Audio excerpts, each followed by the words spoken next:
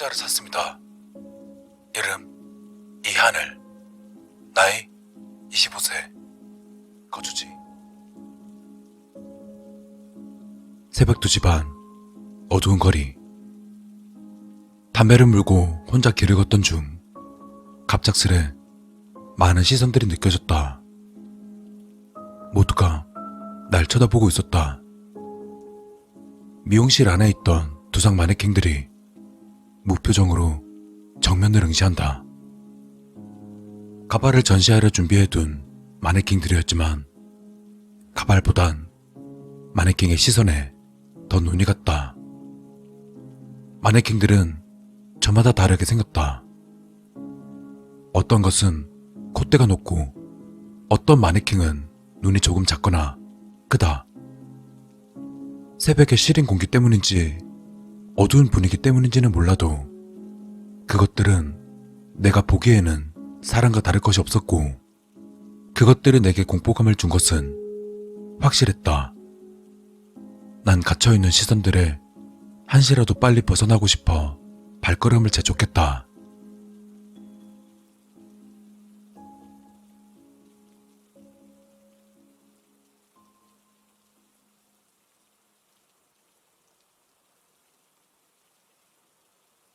아침까지 PC방에 있다가 집으로 돌아가던 길. 다시 그 미용실을 지나가게 되었다. 아침 해가 떠서 그런지 도로에 지나가는 버스며 출근하는 사람들이며 새벽에 비해서 시끌벅적한 분위기 때문인지는 몰라도 무서움 따위는 없어졌다. 또 되려 마네킹들이 미용실에 갇힌 것이 안타까워 보이기도 했다. 미용실 유리창으로 미용실 원장이 가위를 들고서 날 쳐다보고는 어설픈 미소를 보였다. 입꼬리만 조금 올라간 채 웃는 모습이 영 어색했다. 나도 약간의 미소로 대답한 뒤 집으로 돌아갔다. 시간은 벌써 어두운 밤이 되었다. 다시 그 길을 지나간다. 미용실이 나타난다. 나는 눈을 내리깔았다. 문득 걸음을 멈추고 옆을 보니 마네킹들이 있었다. 헌데 마네킹들은 하나같이 눈물을 흘리고 있었다. 난 가까이 다가가 마네킹을 살펴보았다. 그런데 마네킹의 피부는 플라스틱이나 인조 가죽이 아니다. 이것은 분명 사람의 피부결이다. 유리창에 비춰진 내 모습과 그 뒤에 서 있는 누군가가 있다. 고개가 미친 듯이 떨리지만 결국 뒤를 돌아보았다. 미용실 주인이다. 그러다 나를 보고는 어색한 웃음을 짓는다. 그의 손엔 가위가 들려 있었다. 그리고는 내 배를 찔렀다.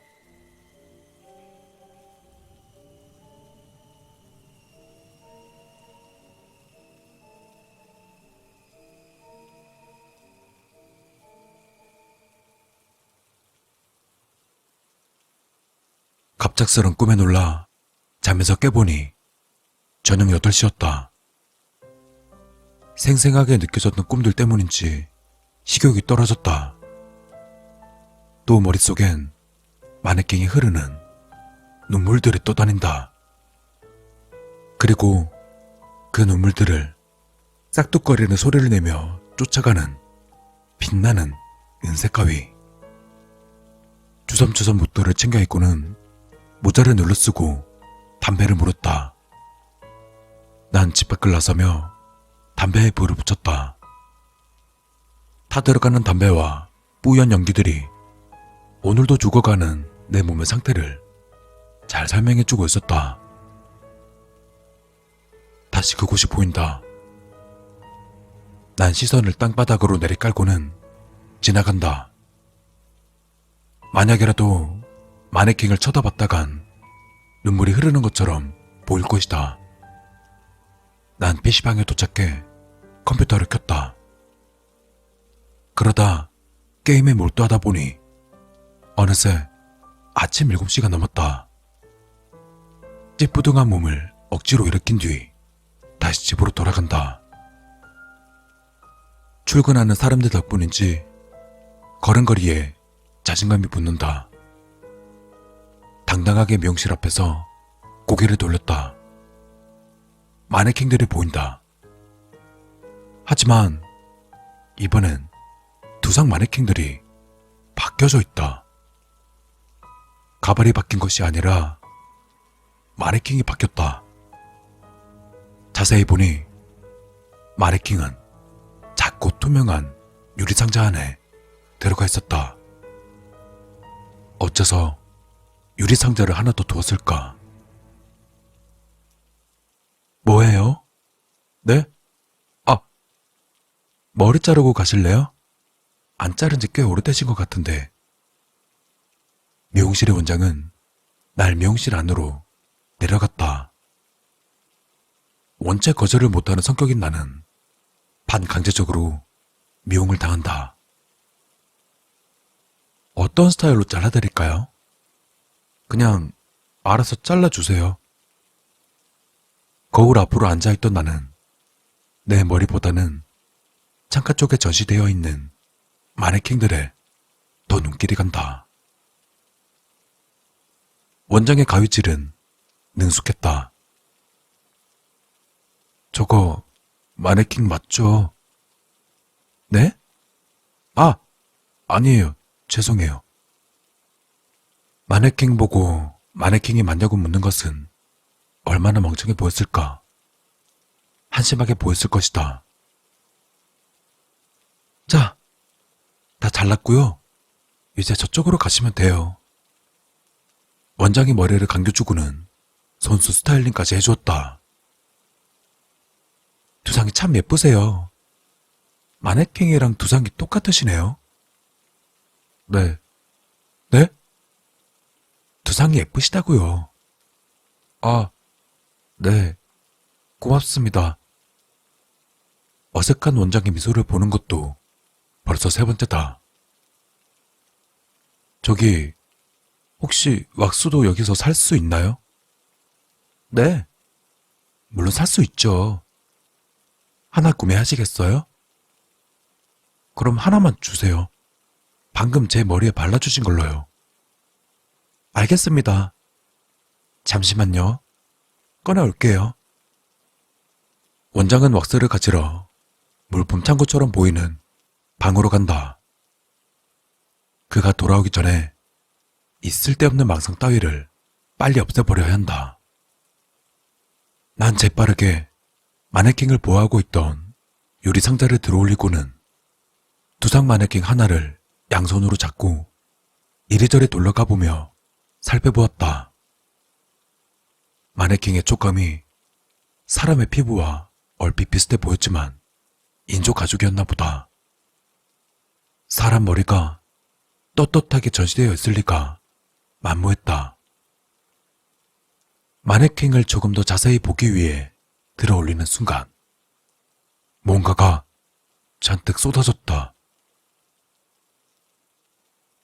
이건 방부제잖아. 지금 뭐 하시는 거죠? 어느새 원장은 내 뒤에 와 있었다. 아, 죄송해요. 얼마죠? 잔돈은 필요 없어요. 안녕히 계세요. 난 5만원 지폐를 카운터에 올려두고는 잽싸게 미용실로 뛰쳐나왔다. 왜 마네킹에 방부제들이 가득 들어있는 건지, 또 어째서 그 마네킹들은 다 똑같이 생기지 않은 건지. 기껏 스타일링을 받았지만 집에 돌아온 나는 곧바로 씻어내고는 침대에 누웠다.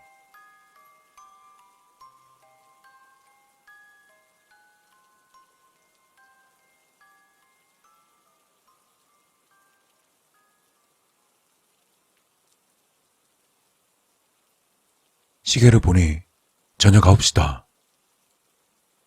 슬리퍼를 신고 허름한 차림으로 거리를 나선다. 정신을 차려보니 걸음은 멈춰져 있었고 눈앞에는 다른 시선들이 보였다. 시선들, 마네킹들, 사람들. 그 눈 안에는 원망인지 복수심인지 구분할 수 없는 것들이 함께 차있다. 한 마네킹의 눈에서 다시 무언가가 흐른다. 피눈물이다. 옆에 있던 마네킹의 눈이 서서히 움직인다. 옆에 있던 마네킹은 천천히 입을 벌린다. 복수해줘. 제발 그를 죽여줘. 난 뒷걸음질 쳤다. 그러다 뒤꿈치에 무언가 걸려 넘어졌다. 알지? 고개를 들어보니 미용실 원장의 얼굴이 내 앞에 바짝 다가와 있다. 알잖아. 저거 사람 목이라는 거. 난 입만 벌린 채 아무 말도 나오지 않았다. 그는 조심스레 내 머리를 쓰다듬는다. 이런 두상들이 전시형으로 가장 괜찮아. 자연스럽고 몸이 움직이질 않는다. 소리도 내기 힘들다. 숨 쉬는 것조차 버겁다. 눈 감지 말고 똑바로 뜨고 있어. 한 번에 베줄 테니까. 그는 허리춤에서 칼을 꺼냈다. 한 손으론 내 머리카락을 잡은 채 다른 한 손으로는 칼을.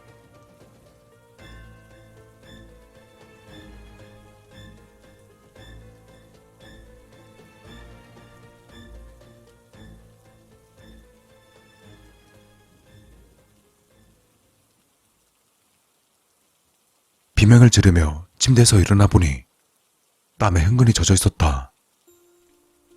시원한 냉수를 꺼내서 벌컥벌컥 들이킨다.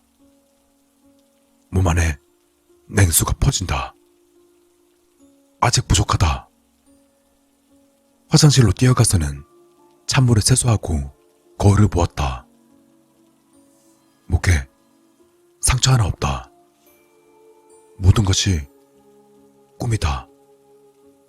망상일 뿐이다. 거짓일 뿐이다. 나는 다시 옷을 꺼내 입고는 담배를 물고 집 밖으로 나간다. 그런 허구들 따위 두렵지 않다.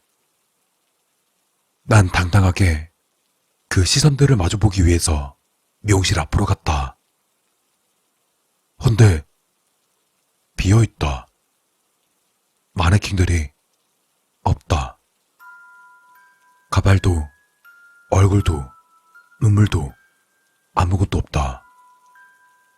그리고 뒤에는 그가 서 있다. 새벽의 어두운 거리, 머리가 긴 여성이 눈앞에 멈춰선다. 그리고 그 여성은 날 쳐다보고 있다.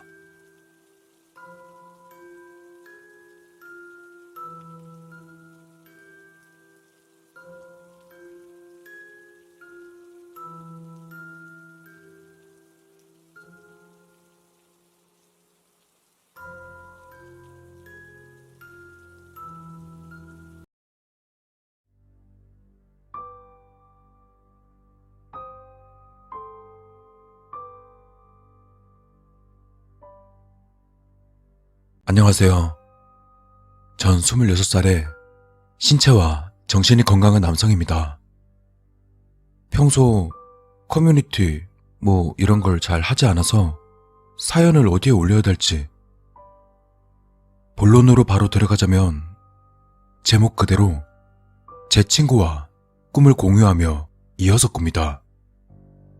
그리고 제 친구는 5살 때부터 친구인 완전 친한 친구이기도 하죠. 처음 만났을 때부터 꿈을 이어서 꾼 것은 아닙니다. 그 일은 이번 연도 1월 1일부터 시작되었습니다. 그 친구는 제일 친한 친구라 20살 성인이 되고부터 매년 1월 1일마다 그 친구와 술자리를 가지곤 합니다. 이번 연도 역시 그 친구와 1월 1일에 약속을 잡았고 서로 계획을 세우던 도중 친구가 제게 말했습니다. 야, 우리 이제 늙어서 20대 초반 애들이 가는 술집 가면 아재 취급받으니까 그런데 둘이 펜션 잡고 밤새 술 먹다가 해 뜨는 거 보고 오자. 친구의 말에 일에 찌들어 사는 내 삶에 힐링이 필요하다고 생각했기 때문에 그 계획을 따르기로 했습니다. 그리고 2022년 12월 31일 양양에 있는 펜션으로 출발했습니다. 친구와 오랜만에 만나 밤새 수다를 떨며 술을 마셨고 해가 뜰 시간이 돼서야 급하게 술자리를 치우고는 해돋이를 보러 나갔습니다. 근데 여기서 문제가 하나 발생합니다.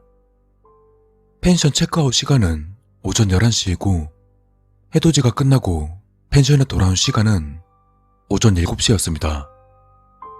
둘 다 술에 취해서 운전할 사람이 없다는 거죠.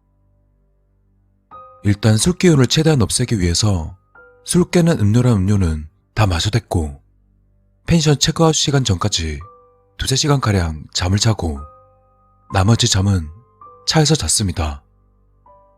근데 차에서 자려고 하니까 너무 불편해서 자다 깨다를 반복했었죠. 그러다 빨리 집에 가고 싶다라는 생각이 들어 전 친구를 깨우고는 서로 번갈아가며 운전하자고 제안했습니다. 그때가 오후 4시쯤이었을 겁니다. 우린 밥 먹는 시간조차 아까워서 편의점에서 대충 주전부리를 사고는 바로 서울로 출발했습니다. 근데 이번에 해돋이를 보고 난 뒤 서울로 가셨던 분들이면 아실 겁니다. 도로에 차들이 엄청 심각한 수준으로 막혔었죠. 친구와 잠을 깨려고 한겨울에 히터가 아닌 에어컨을 틀고 창문도 활짝 열어놓고 해도 잠을 이길 순 없더라고요. 이대로 가다간 정말 졸음운전으로 사고가 나겠다 싶어서 졸음쉼터에서 자리 잡고 조금 쉬었다 가기로 했었습니다. 그리고 이때부터 시작됐습니다. 꿈에서의 배경은 정말 평범한 도시입니다.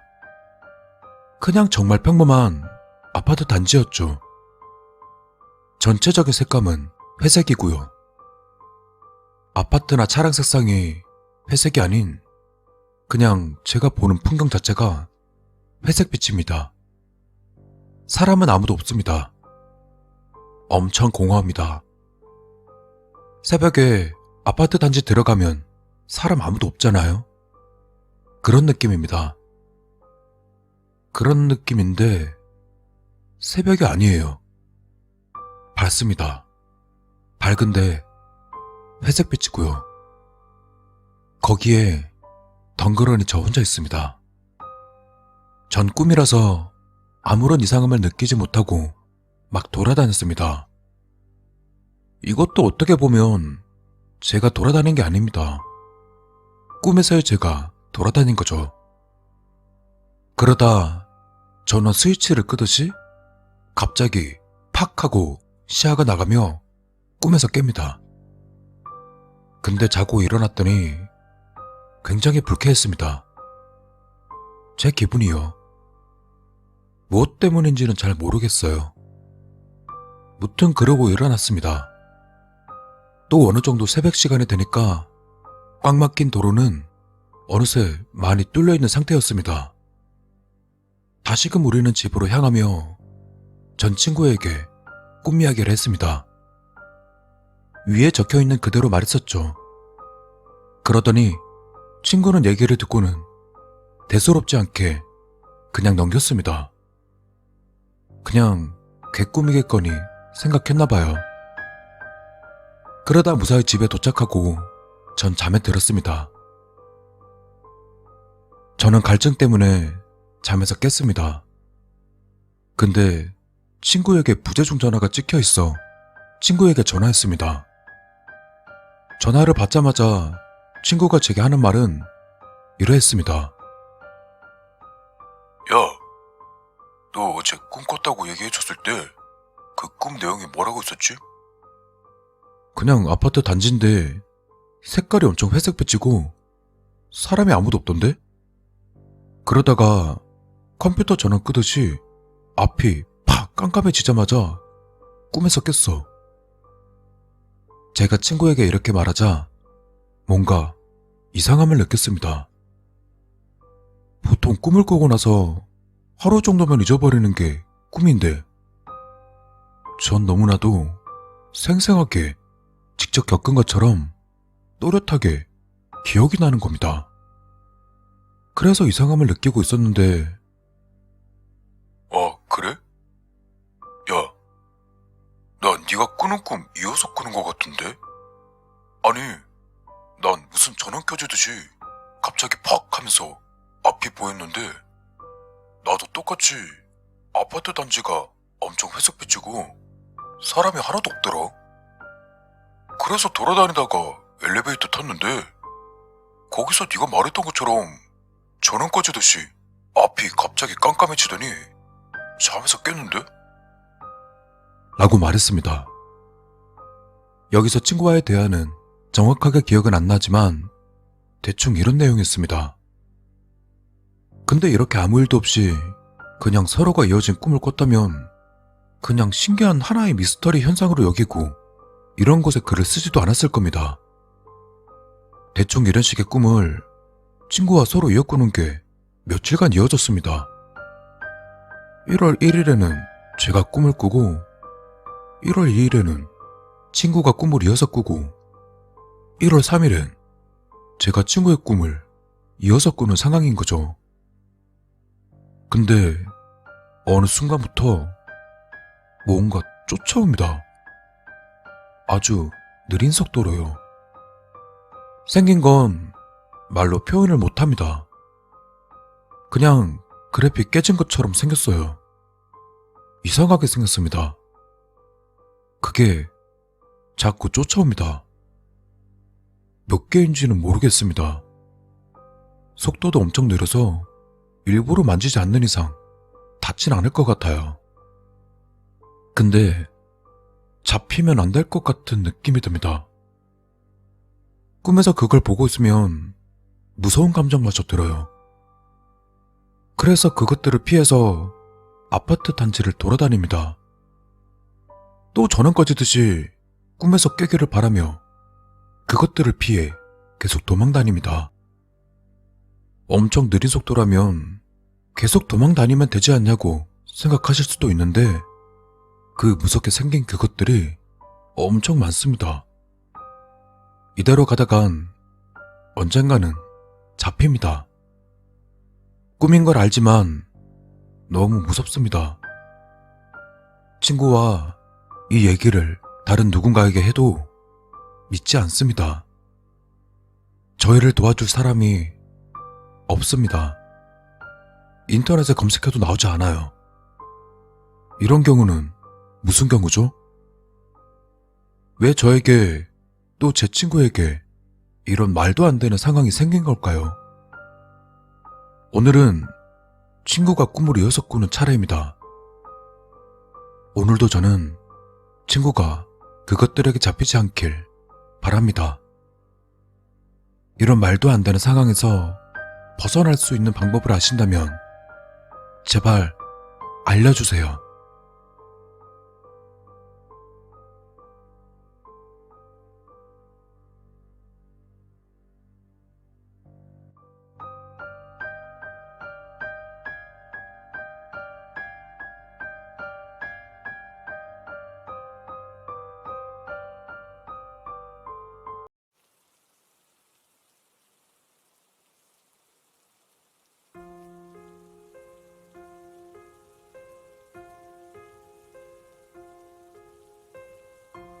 끔찍한 고통에 난 눈을 떴다. 내 시선으로 나무로 만든 듯한 오두막의 천장이 보였다. 몸을 일으키려 했지만 뼈 몇 군데가 부러진 듯 꼼짝도 할 수 없었다. 일어났는가? 아직 움직이기 어려울 걸세. 그냥 누워있게. 억지를 고개를 돌려보니 노인 한 분이 나무로 만든 조악한 탁자에서 차를 마시고 있었다. 하늘이 더운 걸세. 아무리 나무에 떨어졌다지만 그 높은 절벽에서 떨어졌는데도 이렇게 살아있다니 말이야. 아무래도 내 자살 계획은 실패였던 모양이다. 아버지의 사업 실패, 엄청나게 불어난 빚, 뿔뿔이 흩어진 가족. 최후의 선택을 했지만 그마저도 실패해버리고 말았다. 이곳에 외진 오두막에서 홀로 약초로 캐며 지내고 있다는 노인은 나를 보며 이야기를 시작했다. 잘 알겠지만 그 절벽은 세상을 등지르는 사람들이 많이 찾는다네. 그러다 보니 약초로 캐러 올라갈 때 안타까운 장면을 보게 됐지. 노인의 말처럼 그 절벽은 자살하는 사람들이 많이 찾는 곳이라 했다. 그럴 때마다 그 불쌍한 시신들 수습을 하곤 하지. 명복도 빌어주고 말이야. 이곳은 외진 곳이라 경찰들도 늦장을 부리거든. 자살 명소가 된 곳에는 경찰이 찾아오기 힘든 이유가 큰 듯했다. 내가 굳이 이곳을 찾아온 이유 역시 타인에게 피해를 주고 싶지 않아서였다. 상황이 어찌되었건 감사의 인사를 전하기로 했다. 도와주셔서 감사합니다. 어르신, 제가 사는 게 영 힘들어서 그랬습니다. 내 말에 노인은 작게 웃으며 대답했다. 아닐세, 마음 쓰지 말게나. 항상 엉망이 된 시체만 보다가 살아있는 사람을 보니까 오히려 반가울 지경이었네. 내 이곳에 오래 있었지만 그 절벽 아래서 살아있는 사람을 보는 건 처음이었거든. 말을 마친 노인은 쟁반에 무언가를 담아 내게 가져왔다. 아직 큼직한 고기를 씻긴 힘들 테니 잘게 썰어서 죽을 끓여보았네. 힘들겠지만 한술 들게나. 쟁반엔 김이 모락모락 나는 고기죽 한 그릇이 맛깔나게 담겨 있었다. 여전히 몸을 움직이기 힘들었지만 몹시 배가 고팠기 때문에 끙끙거리며 죽을 먹기 시작했다. 잔뜩 들어간 고기는 고소하고 독특한 맛을 냈다. 적어도 소고기나 돼지고기인 것 같진 않았다. 오, 진짜 너무 맛있는데요? 어르신, 근데 이거 무슨 고기예요? 내 말에 노인은 미소를 지으며 대답했다. 입맛에 맞는가? 아마 자넨 한 번도 먹어보지 못했을 거네. 제법 귀한 거니 더 묻지 말고 마저 들게나. 도대체 무슨 고기일까 생각하던 나는 이내 고기를 흔들고는 다시 죽을 먹기 시작했다.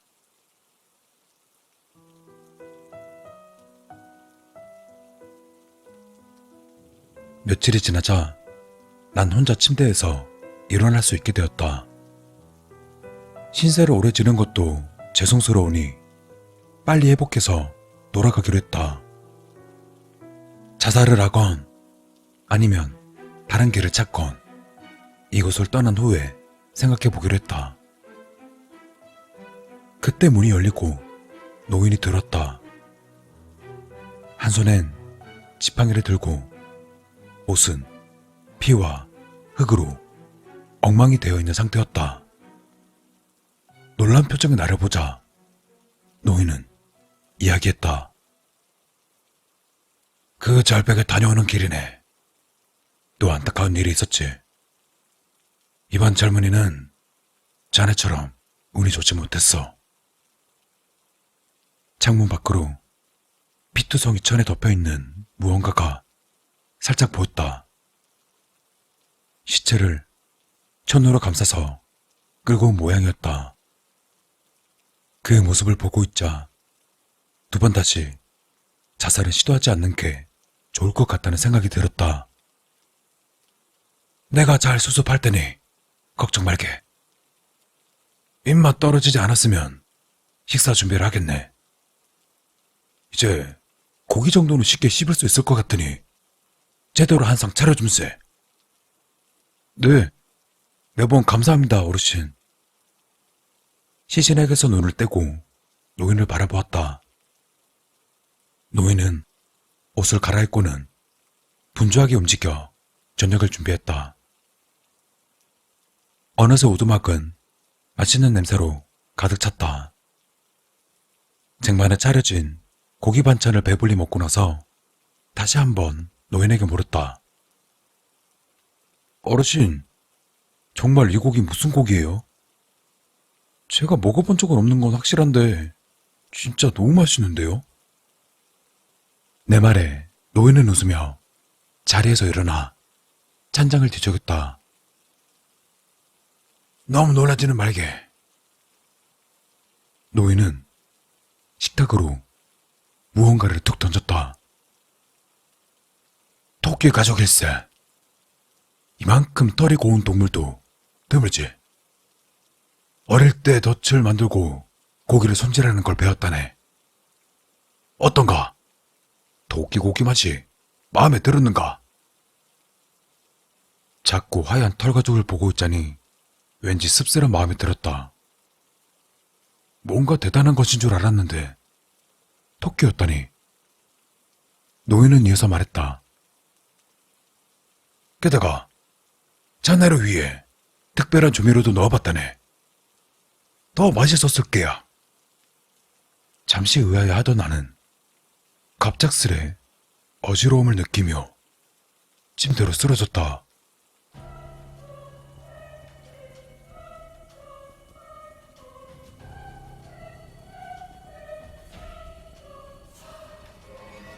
노인은 리어카를 끌고 호수로 향했다. 친구가 많은 손자를 볼 때마다 뿌듯한 감정이 들었지만 숫자가 많다 보니 아무래도 먹을 걸 마련하는 것이 점점 어려워졌다. 낚시꾼들을 불러오는 것도 한계가 있어 고심하던 차에 좋은 묘안을 떠올렸다. 근처 절벽을 자살 명소로 만들면 시체를 쉽게 얻을 수 있는 것이 분명했다. 시체에서 머리만 잘라내어 준다면 식구도 더 늘지 않을 것이다. 이 청년이 살아있어 조금 당황했지만 어차피 손주 식사 때까지는 며칠 더 있어야 한다. 얼마간 보살펴준 뒤 적절할 때 약을 먹여 머리를 잘라내면 그만이었다. 마침 운 좋게 시체가 하나 더 생겼으니 오랜만에 푸짐하게 챙겨둘 수 있을 것 같다.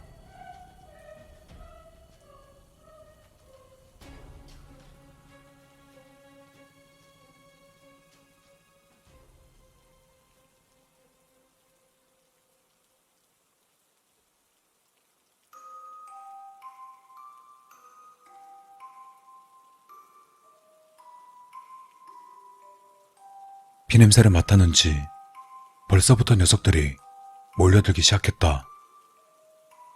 손주의 모습을 잠시 찾아보던 노인은 새까맣게 몰려있는 인면허들을 보곤 금세 포기했다. 노인은 리어카에서 시신을 꺼내 호수로 던져주기 시작했다. 모든 시신을 던진 노인은 호숫가에 앉아 인면허들이 시신을 뜯어먹는 모습을 흡족하게 바라보았다.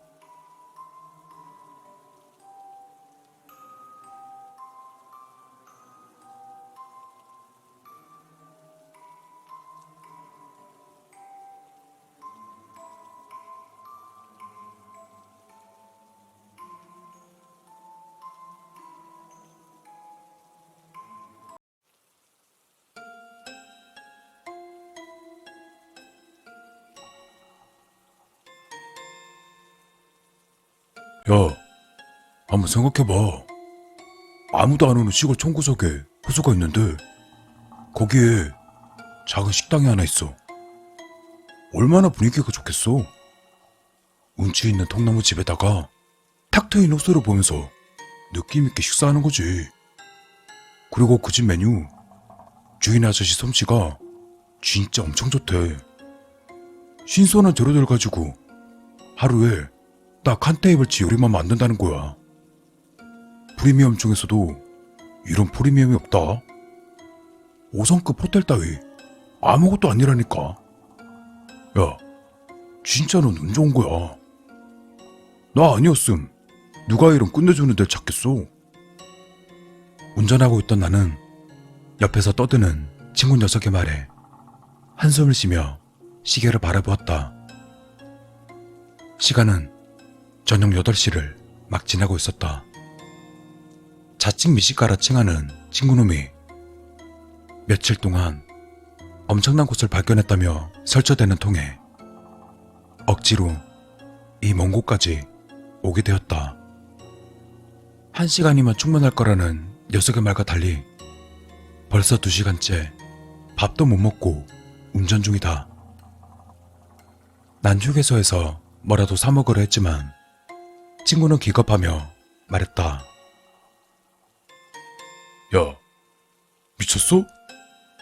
조금만 참으면 끝내주는 것들을 먹을 텐데 고작 이따위 것들로 배를 채우겠다고?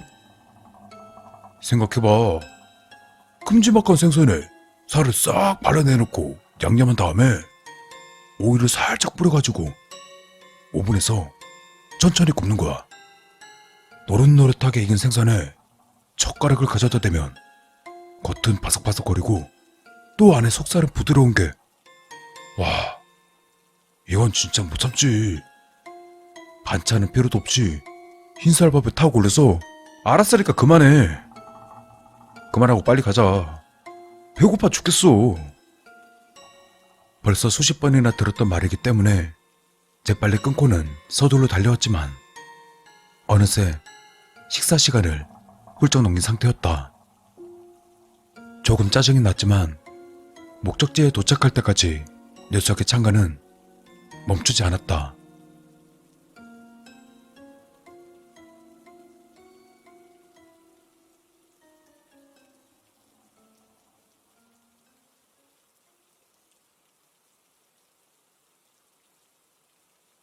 와, 거 봐. 내 말 맞지? 이건 그냥 그림이야. 경치 진짜 끝내준다. 근처엔 아무것도 없고 이 식당만 딱 하나 있어. 우리나라에 이런 데가 있었네. 평소에도 높은 텐션을 가진 친구였지만 이번엔 나 역시 수긍할 수 있었다.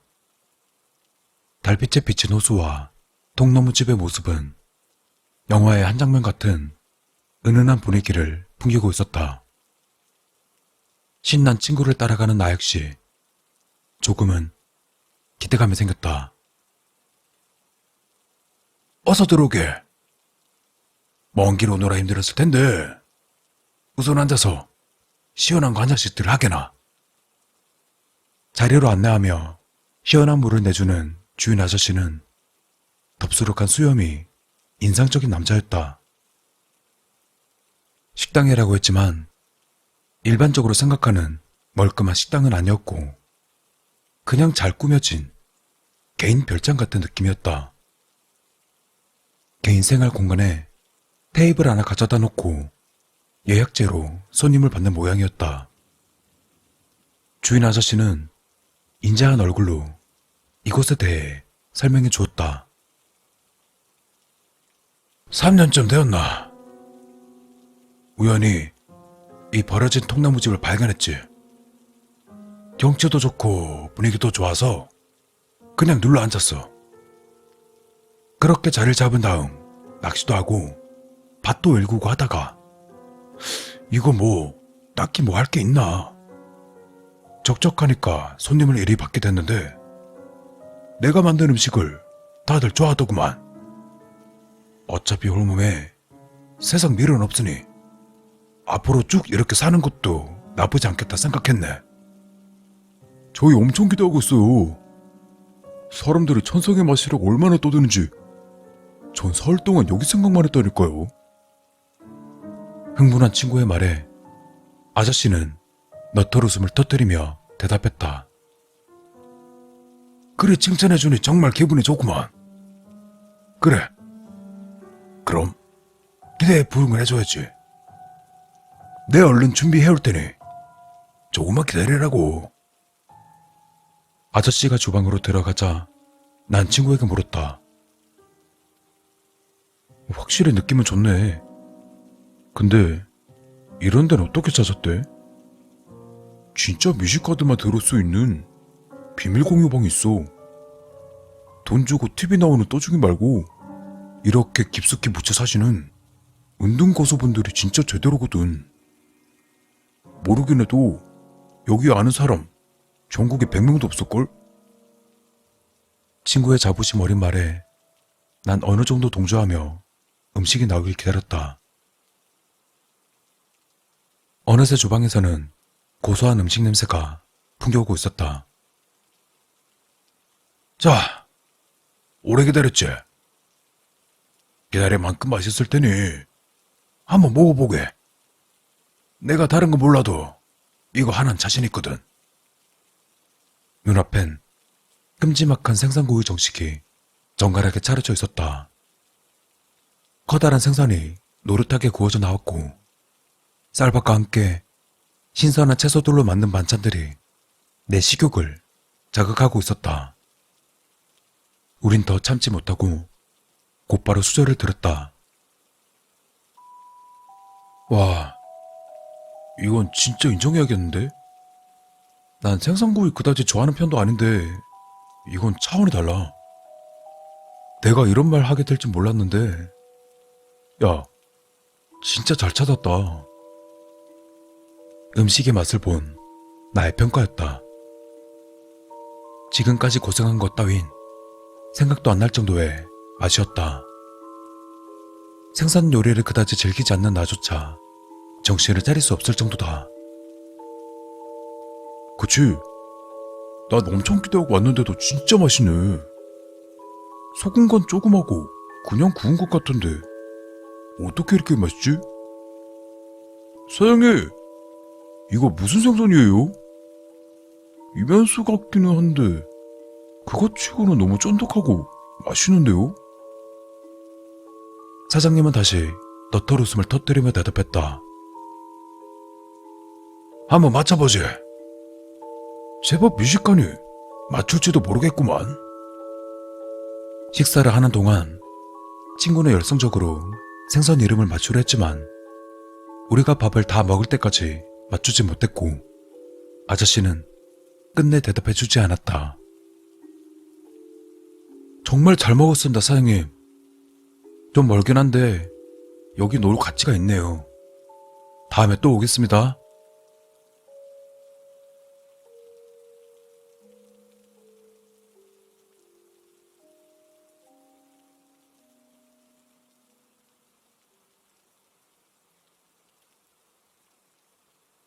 기분 좋게 인사를 하고 나왔지만 친구 녀석은 조금 불편한 표정이었다. 어쩌면 민물고기일지도 몰라. 근데 비릿한 맛이 전혀 없었는데. 이건 뭔가 비밀이 있어. 분명 끝내주는 조리법이 있을 거야. 친구 녀석은 잠시 골똘히 생각하더니 다시 통나무 집 쪽으로 다가갔다. 야, 뭐해? 보니까 아저씨 영웅기밀 같은데 그거 알아내서 뭐 하려고? 뭐라긴. 그냥 궁금해서 그러지. 내가 생선구이 수없이 먹어봤는데 저런 맛은 없었어. 그냥 무슨 생선인지는 슬쩍 볼 거야. 녀석은 그냥 못 가겠는지 조심스레 건물 뒤쪽으로 돌아서 들어갔다. 분명 어디 수초가 있을 건데. 아, 혹시 저건가? 수조는 아니었지만 통나무집과 멀지 않은 곳에 물탱크가 있었다. 저기에 물고기가 있는 모양이었다. 야, 너 들키면 어쩌라고 그래. 아저씨 인상 좋아 보이시던데. 괜히 사고치지 말고 그냥 가자. 하지만 친구는 이미 물탱크 위로 기어올라가 문을 열어제끼고 있었다. 됐어. 오, 맞다. 안에 물고기들 있네. 와, 엄청 크다. 잉어인가? 잠깐만. 저게 뭐야? 녀석은 어두운 물탱크 안을 보려 몸을 기울인 순간 비명소리와 함께 녀석은 물탱크 안으로 빠져버리고 말았다. 야! 뭐해? 재빨리 물탱크 위로 기어올라가 안을 들여다보았다. 다급히 휴대폰을 꺼내들어 불빛을 비춰본 그곳은 끔찍한 광경이 펼쳐지고 있었다. 친구가 물고기들에게 둘러싸여 뜯어먹히고 있었다. 하지만 그 물고기들은 평범한 것들이 아니었다. 새카만 몸을 가진 물고기였지만 머리는 사람의 얼굴이 달려 있었다. 단순히 형태만 비슷한 것이 아닌 명백한 사람 얼굴이었다. 제각각의 얼굴들은 모두 물에 불어 터진 듯 퉁퉁 부은 얼굴에 핏발선 눈으로 먹잇감을 노려보고 있었고 날카로운 이빨로 내 친구의 살점을 뜯어먹고 있었다. 또 그것의 검은 머리카락들은 점점 붉게 물들어가는 물에 산발이 된 채 흔들거리고 있었다. 현실감 없는 모습에 내가 어찌할 바를 모르고 있을 때 갑자기 목에서 압박감을 느끼며 뒤로 넘어가 버리고 말았다.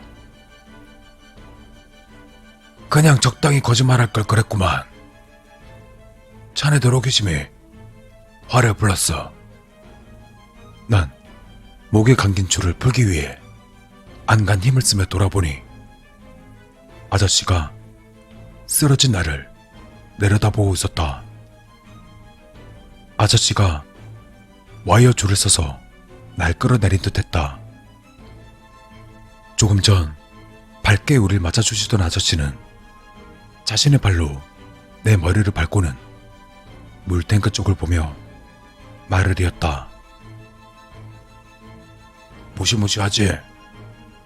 나도 처음엔 많이 놀랬어. 사람 얼굴에 물고기라니.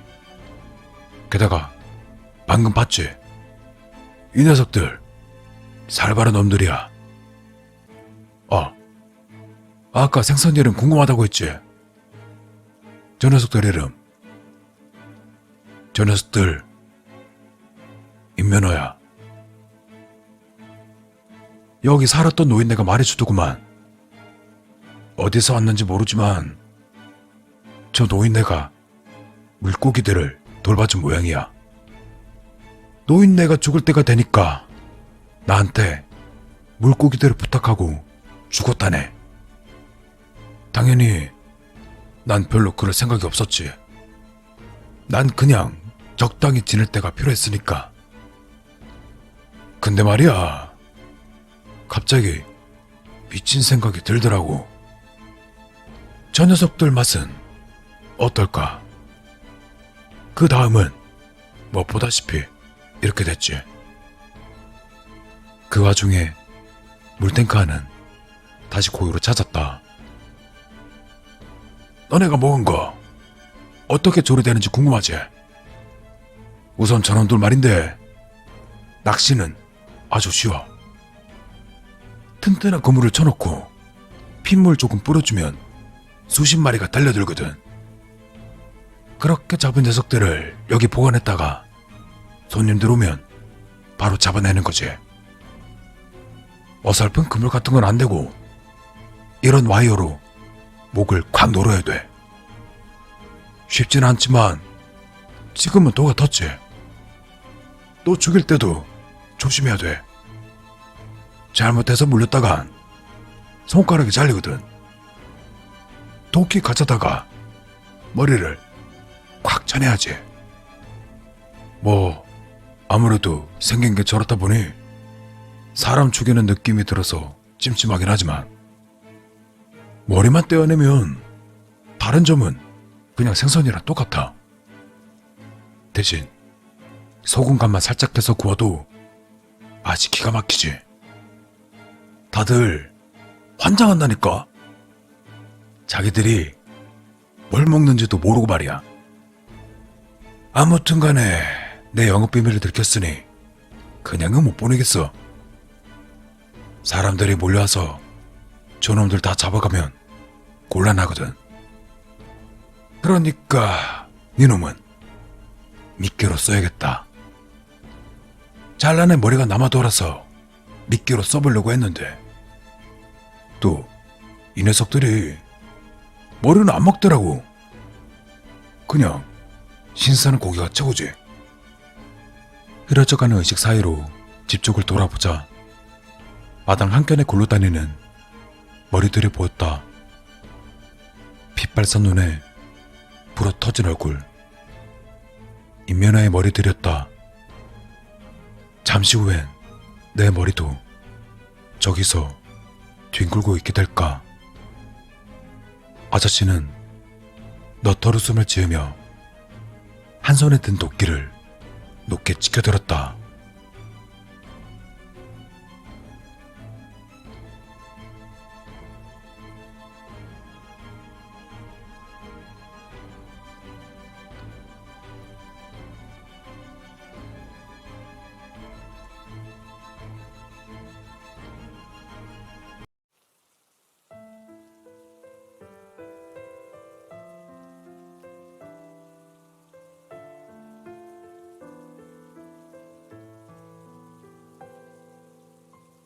(8월 15일) 해는 벌써 졌지만 아직도 주변엔 무더운 공기가 남아있다. 아파트 계단을 뛰어 올라가는 내 몸에서는 끈적거리는 땀이 뿜어져 나오고 있었다. 잘 있어. 그녀에게 온 세 글자의 문자. 그것이 무슨 의미인지 난 바로 알아챘다. 회사에서 일하고 있던 나는 서둘러 돌아갈 채비를 하고는 집으로 향했다. 그리고 아파트 옥상. 울타리 밖엔 초점 없는 눈을 한 그녀가 서 있었다. 투신을 시도하는 그녀의 모습을 보는 것이 이번으로 네 번째다. 세상에는 두 종류의 인간이 있다고 한다. 삶에 대한 본능, 에로스의 지배를 받는 인간. 죽음에 대한 본능, 타나토스의 지배를 받는 인간. 이 세상 사람들 대부분은 전자지만 그녀는 영락없이 후자였다. 그녀가 타나토스의 지배를 받는 사람이라는 것은 그녀와 사귀기 전부터 이미 알고 있었다. 그도 그럴 거지. 우리가 만난 건 지금처럼 아파트 옥상에서 자살 시도하는 그녀를 도와준 것이 계기였다. 같은 아파트에 최근 이사 왔다는 여자. 동그랗고 귀여운 눈동자에 통통한 입술과 귀여운 생김새를 하고 있지만 왠지 덧없다는 표정을 하고 있던 그녀는 한순간에 내 마음을 빼앗았다. 분명 첫눈에 반한 거라고 생각한다. 그때부터 그녀와 이런저런 대화를 나누며 금세 친해졌다. 혼자 외롭게 살던 나에게 그녀는 마치 하늘에서 내려온 천사 같았다. 헌데 한 가지 의문이 들었다. 그녀는 자살을 시도할 때 꼭 반드시 나에게 연락한다. 그리고는 내가 올 때까지 그 자리에서 기다린다. 아무도 모르게 혼자 죽는 편이 확실하지 않나 생각하지만 어쩌면 그녀는 처음 만났을 때처럼 내가 자살을 막아주면 좋겠다고 도와달라고 마음 어딘가에서 그렇게 생각하는 건 아닐까 생각한다. 그러니까 난 이번에도 아파트 계단을 뛰어 올라간다.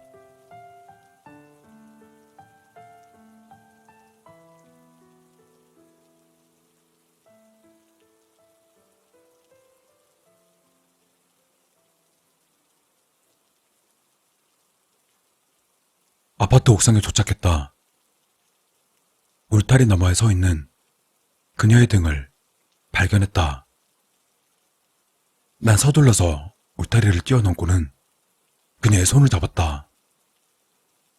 그녀의 손은 무더운 공기와는 반대로 차가웠다. 놔줘. 난 그녀의 목소리도 좋아했다. 빨리 죽고 싶어. 대체 왜 그러는 건데? 사신이 부르고 있으니까. 그녀는 사신을 볼 수 있다고 한다. 타나토스의 지배를 받는 인간 중에서도 흔치 않은 정상이라고 한다. 그리고 사신은 타나토스의 지배를 받은 인간만 볼 수 있다. 사신 같은 건 없어. 왜 몰라주는 거야? 내가 사신을 부정하면 그녀는 늘 울부짖는다. 사신은 그걸 보는 자가 가장 매력적으로 느끼는 모습을 한다고 한다. 말하자면 이상형의 모습인 것이다. 그녀가 사신을 바라보고 있을 때 나에게는 허공을 보는 거로밖에 안 보인다. 그리고 그녀의 표정은 마치 사랑에 빠진 여자아이 같다. 그에 반한 듯한 표정. 나는 그녀의 그 표정에 싫었다. 사신 말고 나를 봐. 싫어. 그녀가 내 손을 뿌리치려 하자 그녀는 붙잡고 있던 내 손에 잔뜩 힘이 들어갔다. 아파. 미안해. 헌데 지금 이 상황은 그녀가 잘못한 게 아닐까? 내 손을 뿌리치려 했으니까. 나를 봐주지 않았으니까. 내 마음에 너무 칙칙한 것이 몰려온다. 어째서 난 그녀를 사랑하는데 그녀는 왜 날 봐주지 않는 것일까? 사신에게 질투하다니 바보 같다는 생각이 들었지만 이제 그런 건 아무 상관없다.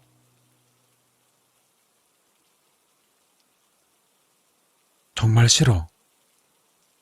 이제 지쳤어. 빨리 죽고 싶어. 나도 마찬가지야. 나도 확 죽어버리고 싶다고. 그러던 그때 그녀가 얼굴을 들었다. 방긋 웃고 있었다. 그녀의 미소를 보자마자 갑자기 너무 칙칙한 것이 사라지는 느낌이 들었다. 이거 혹시 이런 것이었구나. 그녀가 투신을 시도할 때마다 날 불렀던 건 내게 도움을 바라는 것이 아니었다. 그녀는 나를 데려가고 싶었던 것이다.